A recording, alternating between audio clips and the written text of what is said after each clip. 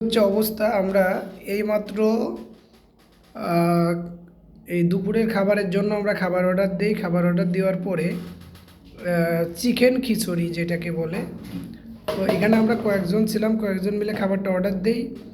এখন অর্ধেক খাওয়ার পরে দেখি খাবারের মধ্যে এই পরিমাণ চুল, তাও একটা না বেশ কয়েকটা চুল রয়েছে। তো শুধু এইটা না, খাবার হয়তো এখানে কম দেখা যাচ্ছে, এই যে খাবারগুলো আমরা এখানে ফেলায় রাখছি খাইতে না পারে। প্রত্যেকটা প্যাকেটের মধ্যে এই পরিমাণ চুল থাকার কারণে আমরা খাবারটা খেতে পারলাম না।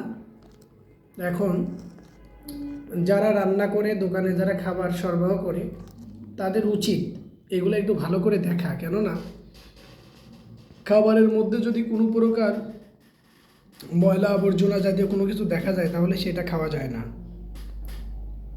তাদেরকে আরও সচেতন হওয়া উচিত, আরও সাবধানতা অবলম্বন করা উচিত, যাতে পরবর্তীতে এরকম কিছু না হয়।